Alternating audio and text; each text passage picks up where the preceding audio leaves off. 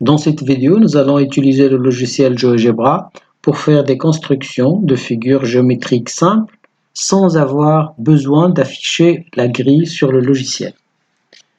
On veut tracer par exemple un triangle. Alors pour représenter un triangle, on peut encore choisir cette fenêtre, comme dans la vidéo précédente, polygone, et je clique un point, un autre point, et on revient au point de départ, on a bien un triangle.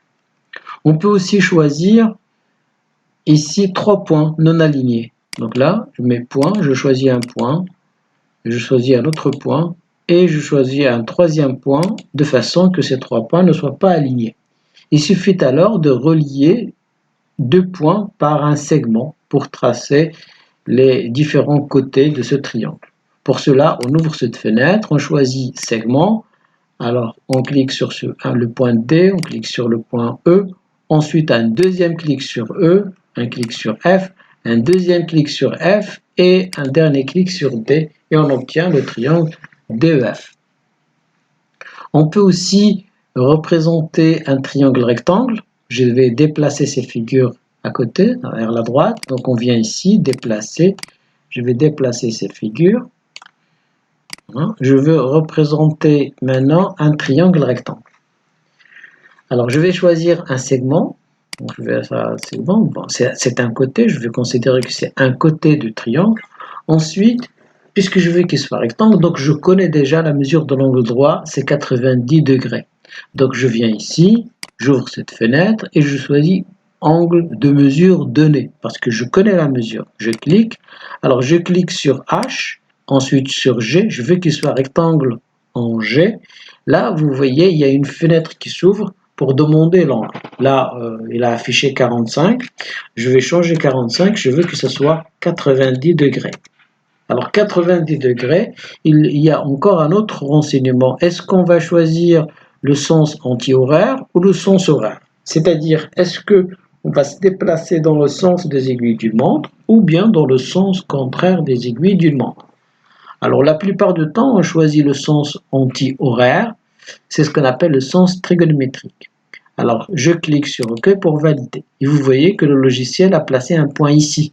Donc, il a tout fait tourner dans le sens contraire des aiguilles d'une montre.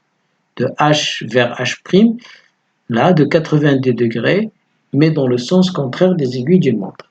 Il suffit alors de relier G et H' par un segment. Donc, j'ouvre ici cette fenêtre. Je choisis segment, un clic sur H', un clic sur G, et on obtient bien un angle droit en G. Il suffit encore de relier H' et H par un segment pour obtenir un triangle rectangle en G. Ici, c'est le triangle HGH'. Vous pouvez aussi représenter un parallélogramme. Alors, pour un parallélogramme, on peut choisir des droites parallèles. Je vais déplacer cette figure, donc déplacer, voilà, déplacer ici. On peut choisir une droite, des droites parallèles, parce qu'on a besoin de 2 droites parallèles coupées par 2 autres droites parallèles pour obtenir un parallélogramme. Parce que là, j'ai pas de grille. Alors, je vais choisir ici droite, droite. Je choisis 2 points, ça c'est une droite. Je vais choisir un point quelque part, n'appartenant pas à cette droite.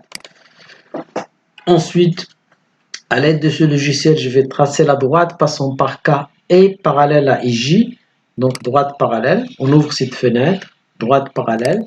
Je clique sur K, un autre clic sur la droite et le logiciel trace la droite passant par K et parallèle à IK. Nous allons tracer maintenant la droite passant par K et par I. Ensuite, à l'aide de logiciel, on va tracer la droite passant par J et parallèle à IK. Donc on vient ici, parallèle, un clic sur J, un clic sur cette droite IK et le logiciel va tracer la parallèle à IK passant par J. Il suffit alors de nommer ce point. Donc pour cela, on vient ici, intersection, un clic sur cette droite, un clic sur l'autre droite et on obtient notre parallélogramme IJLK. ou bien IKLJ. C'est un bien parallélogramme parce que deux côtés opposés sont parallèles.